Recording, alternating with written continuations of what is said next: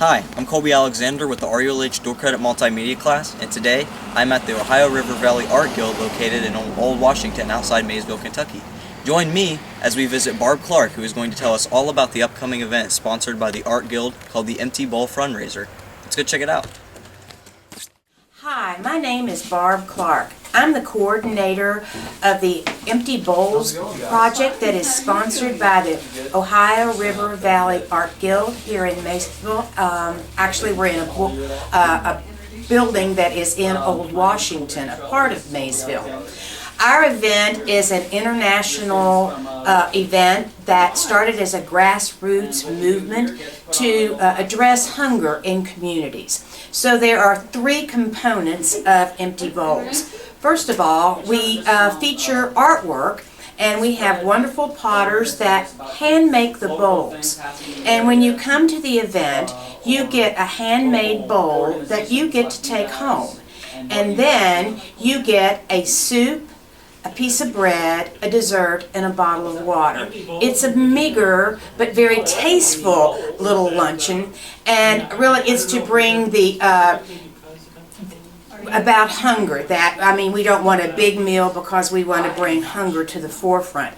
And then the third component, and that when we do that, that is to raise money for hunger in our community. And the entire value of your ticket, right? We pay or we sell the tickets for $20 a piece, and that entire $20 goes to our local Mason County Food Bank. So last year we were able to raise right around $5,000 for the food bank, which was really great. So one component is to expose people to art, one is to raise money, and the third then is to educate the community about the hunger in the community. And we have pamphlets that are put in the, when you get your bowl, we have bags that the high school students have decorated. So your bowl goes in there, and then we have a pamphlet that is current with the statistics and everything about hunger here in Mason County. So we have wonderful potters. We're out here today, and the potters will be featuring their work, and they'll be throwing bowls on wheels. And then we'll have some finished bowls to show you that you can actually, some of them that you can choose. And so it's quite fun. You know, I was thinking, and I can't really remember, but this is either the 6th or 7th year of the event. And we have people that come every year, and they love their bowls. I've gone into their houses, and you know, they'll go, well, this was the first bowl, and here's another bowl, and they love the whole concept of it. And also we have musicians, and that's really fun. So we have people that play the dulcimer, people that play banjos, guitars, and some of them sing, some of them just play music, but it's a great time. So thank you, and I hope you can come. Another feature that we offer the day of the event is we have about 10 or 12 potters who are donating bowls that we raffle.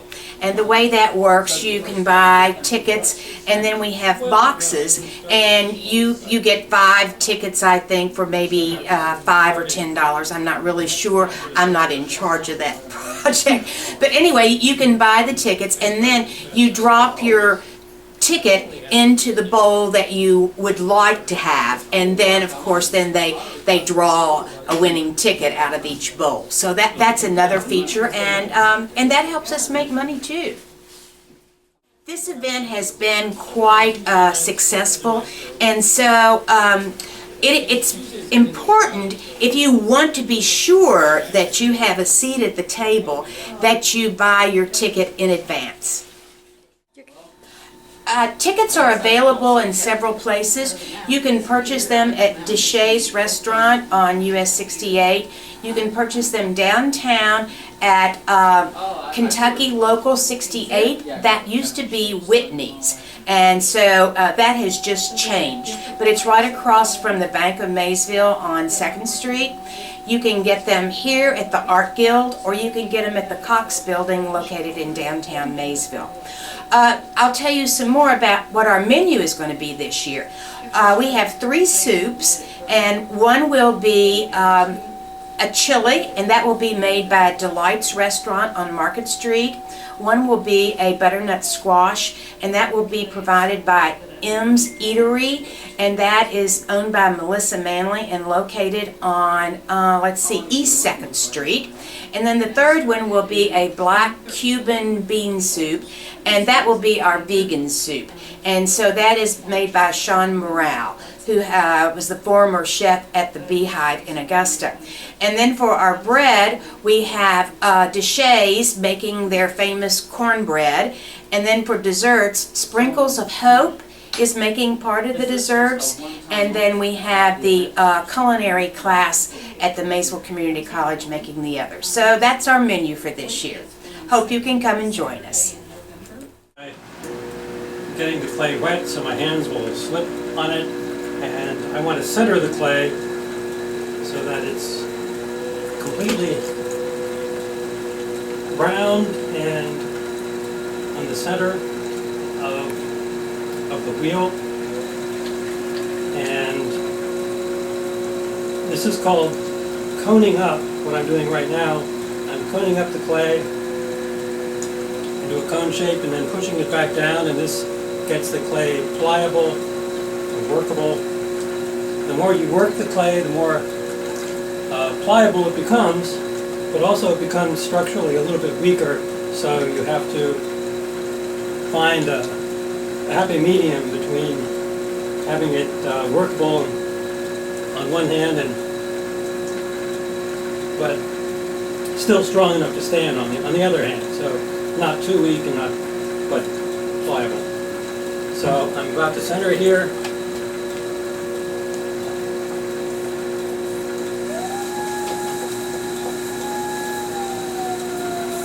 And that's going to be, that'll be good enough.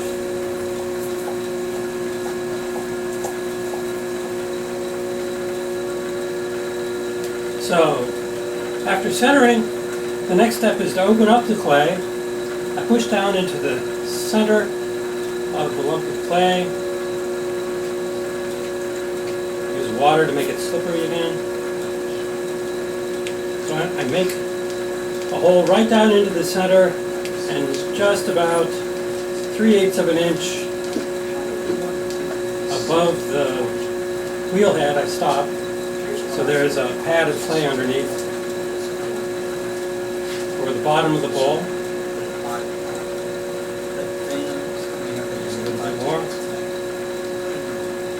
If I was making a cylinder at this point, I would make a flat base, but I want a bowl, so it'll have a curved base. This will be a very narrow bowl. It has kind of a narrow base. And I'll start to pull up the sides now, form the balls of the bowl. So what I'm doing is I'm pinching the clay so it has nowhere to go but up, and then slowly bringing my hands up to build the bowl.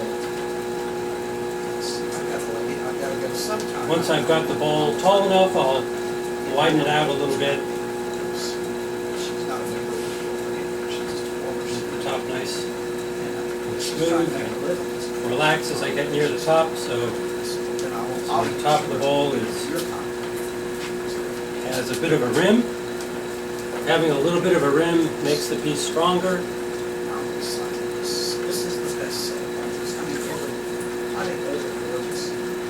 And you don't want water in the bottom, because that might make the bottom too soggy and weak and might crack later. So I'm going to pull the walls up again. Doesn't look like much right now, but in a minute or two we'll have a nice bowl. Pulling up the sides. Second time,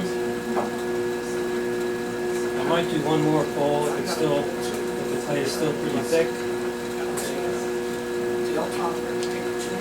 To slow the wheel down as the bowl gets a little bigger. Otherwise, the centrifugal force would tend to throw the bowl out toward the edge a little too much.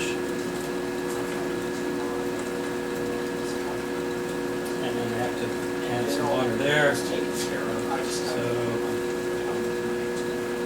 clean up the base of it. So I think I can do one more pull on this.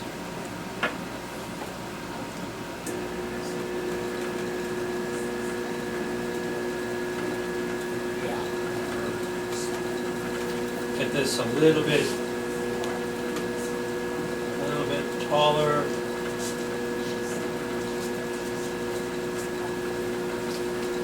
And then after that, I'll widen out the bowl a bit.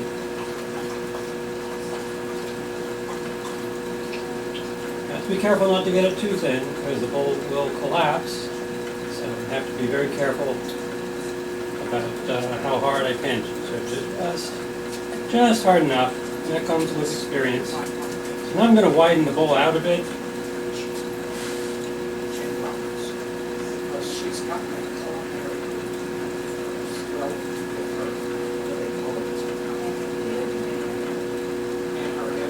A little bit more of a bowl shape. And I'm going to use a wooden rib to smooth the inside. You want the inside of a bowl to be nice and smooth. I've got finger marks in there right now. I want to get those out from the inside. They're fine on the outside. But usually, if you're going to use a bowl, you want it to be smooth on the inside. And this will do that. And using the curved rib gives the bowl a nice shape on the inside.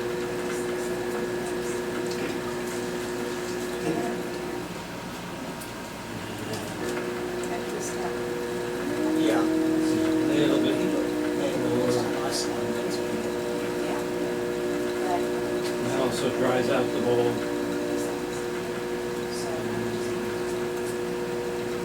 Widen it out a little bit more. So, we're just about done. I want to clean up the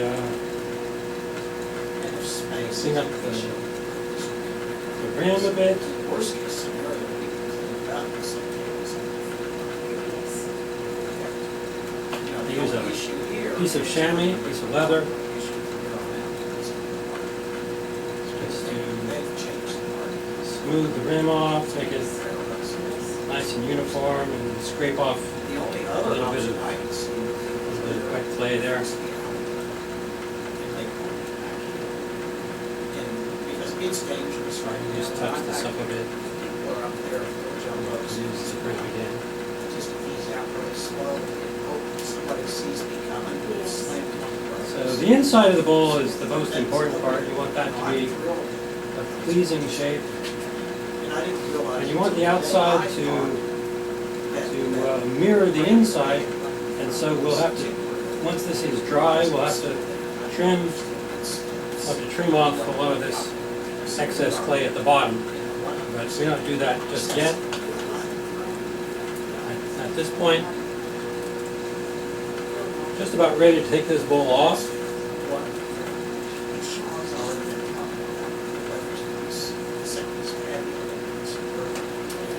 Just need to touch it up a little bit on the inside. He's a beast. He's got it. Okay. You know, you just sort of take it. So, gotten most of the wet clay off the bat. I'm going to take some clay off with a wooden knife. The more clay I take off now, the less I'll have to take off later. It's much easier to take it off right now. So when it's a little bit drier, when it's leather hard means it's still soft enough to carve, but it's hard enough that it won't leave fingerprints or collapse or anything. When it's leather hard, I can use trimming tools. Basically, it's a tool like this to take the excess clay off and make a nice foot on the bowl. And I'm going to do the inside again. Well, I love it because he wanted to. Just to make sure. So now I'm ready to take this off.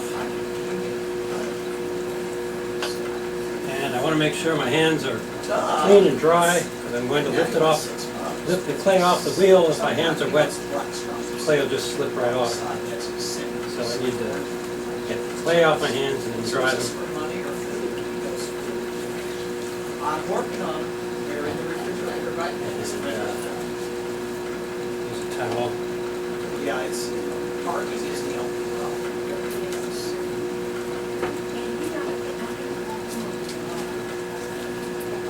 And this is a wire tool Yeah. that I'll use to take the bowl off the wheel.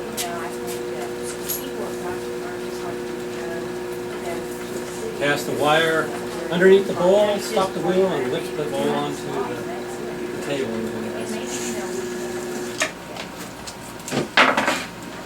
And that's the bowl.